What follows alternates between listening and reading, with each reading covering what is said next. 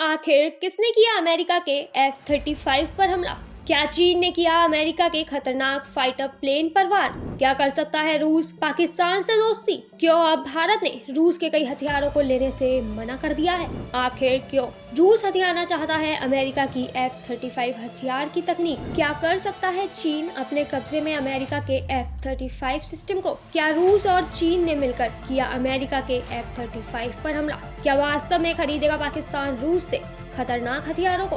क्या कर रहा है रूस पाकिस्तान की मदद? आखिर भारत के खिलाफ जंग के लिए क्या खरीदेगा पाकिस्तान महंगे हथियार? कैसे हुआ क्रैश भला अमेरिका का सबसे खतरनाक फाइटर जेट? किस जगह पर हुआ अमेरिका के फाइटर जेट पर हमला? बताएंगे आपको आज की इस वीडियो में। तो जानने के लिए आज भारत, पाकिस्तान, अमेरिका, रूस और चीन के बीच बन रहे कुछ खतरनाक माहौल को जुड़ जाइए हमारे साथ आज की इस वीडियो में। और पूरी जानकारी जानने के लिए हमारी इस वीडियो को बिना स्किप किए एंड तक जरूर देखिएगा। और अगर आपको यह वीडियो जरा भी पसंद आए तो इसे लाइक, शेयर और कमेंट करना बिल्कुल ना भूलें। यह बात तो हर कोई जानता है कि भारत ने रूस से उसके कई खतरनाक हथियार अपनी सेना में शामिल किए हैं और हाल ही में भारत ने रूस से उसकी खतरनाक AK-203 राइफल भी ले ली है। रशिया ने भारत को इस खतरनाक राइफलों की पहली खेप सिर्फ 50 दिन के अंदर ही पहुंचा दी है और आने वाले समय में रशिया इसकी तकनीक को भी भारत के साथ साझा कर सकता है, जिसके बाद भारत में ही इन खतरनाक राइफलों का निर्माण किया जा सकेगा। लेकिन अब भारत ने रूस के कई हथियारों को लेने से साफ मना कर दिया है। रूस ने भारत को उसका S-500 मिसाइल सिस्टम देने का ऑफर दिया था, जिसे भारत ने मना कर दिया। अभी फिलहाल भारत रूस के किसी भी नए हथियार को लेने में अपनी दिलचस्पी नहीं दिखा रहा है। अभी इस समय कोई भी हथियार ऐसा नहीं है जिसे कि भारत रूस से लेना चाहता हो। और फिर अब भारत ने अपनी कई मिसाइलों व खतरनाक हथियारों को अपने देश में ही बनाना शुरू कर दिया है। तो अब ऐसे में यह भी हो सकता है कि भारत रूस से उनके हथियार न खरीद कर सीधे उसकी तकनीक ही खरीद ले। अब ऐसे में रूस को भारत से जो आर्थिक लाभ होता था तो वह भी अब कम हो जाएगा, क्योंकि भारत को अब रूस से उसके हथियार लेने की जरूरत नहीं पड़ेगी।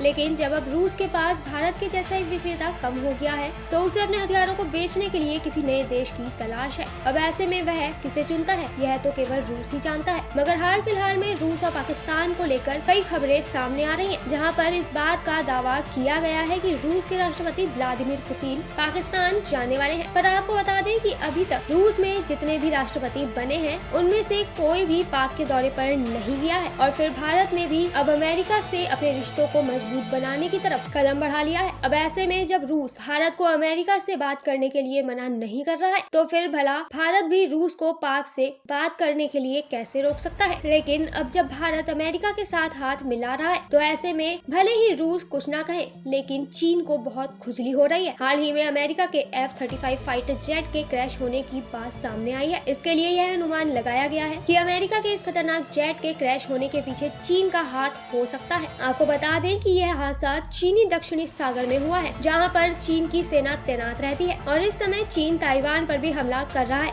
वह कई बार ताइवान से उलझ चुका है और उसने ताइवान में ही कई बार अपने फाइटर जेट से हमला भी किया है। ताइवान ने बाशी चैनल में एक पनडुब्बी रोधी Y-8 की सूचना भी दी थी, जो कि देश को फिलीपींस से अलग करती है और प्रशांत दक्षिणी सागर से जोड़ती है। अभी तक ऐसे में अमेरिका की तरफ से कोई भी जानकारी को सामने नहीं लाया गया है, जिससे कि यह पता चल सके कि अमेरिका के फाइटर जेट को गिराने में चीन का ही हाथ था या रूस का कोई भी षड्यंत्र था। लेकिन इस फाइटर जेट के क्रैश होने से अमेरिका के खतरनाक माने जाने वाले फाइटर जेट के ऊपर कई सवाल खड़े हो जाते हैं। आपको बता दें कि चीनी सागर में जिस जेट के साथ यह हादसा हुआ है वह उस समय अमेरिकी एयरक्राफ्ट से उड़ान भर रहा था, लेकिन अचानक ही वह एयरक्राफ्ट से टकरा गया और वह क्रैश हो गया। आपको बता दें कि US कार्ल विन्सन और USS अब्राहम लिंकन प्रशिक्षण के लिए चीन सागर में है। पिछले हफ्ते फिलीपींस सागर में एक जापानी नौसेना जहाज के साथ अभ्यास के बाद रविवार को इस अभ्यास को शुरू किया गया था। आपको बता दें कि US F-35 फाइटर जेट के एक पायलट के US Carl Vinson aircraft carrier के डेक पर दुर्घटनाग्रस्त होने के बाद सोमवार को 7 नाविक घायल हो गए थे। 7 घायल नाविकों में से 3 को इलाज के लिए फिलीपींस के मनीला ले जाया गया, जहां उनकी हालत स्थिर बताई जा रही है। अन्य 4 घायलों को ऑन बोर्ड चिकित्सा कर्मियों द्वारा इलाज किया गया था। अमेरिकी नौसेना ने एक बयान में कहा है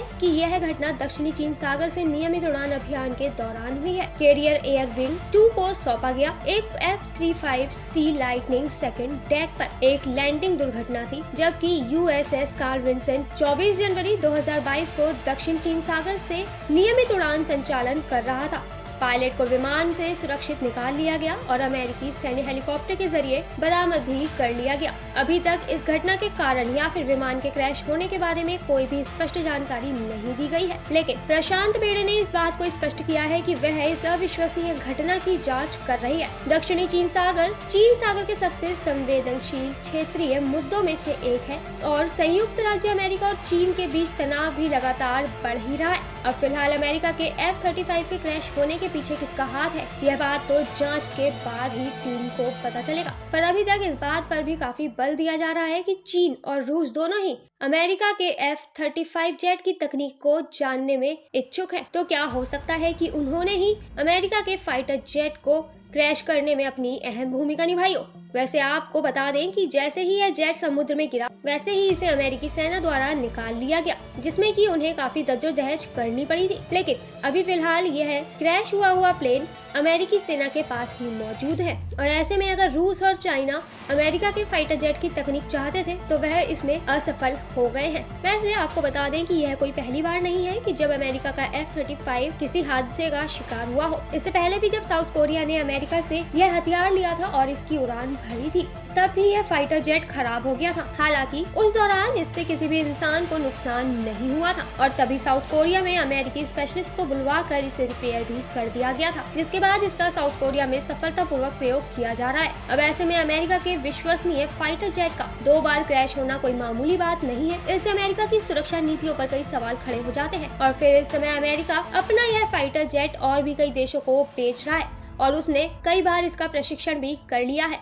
अब ऐसे में अगर इस जेट में कोई खराबी पाई जाती है तो इससे अमेरिका का मार्केट गिर भी सकता है और फिर अब वैसे भी अमेरिका रूस से जंग छेड़ चुका है, जिसकी वजह से चीन और रूस दोनों ही एक दूसरे के साथ करीब आते हुए नजर भी आ रहे हैं और चीन के कहने पर ही शायद रूस अब पाकिस्तान जाने की भी तैयारी कर रहा है। और फिर अब जब हर कोई देश अपने विकास की तरफ ध्यान दे रहा है और दूसरे देशों के साथ हाथ मिला रहा है, तो ऐसे में भारत के अमेरिका से दोस्ती करने पर भी रूस को कोई ऐतराज नहीं होगा। लेकिन आपको क्या लगता है कि आखिर भारत को अमेरिका से दोस्ती करके कितना लाभ हो सकता है? हमें कमेंट करके जरूर बताइएगा। आज की इस वीडियो में बस इतना ही, फिर मिलेंगे आपसे किसी नई वीडियो में, तब तक के लिए अलविदा।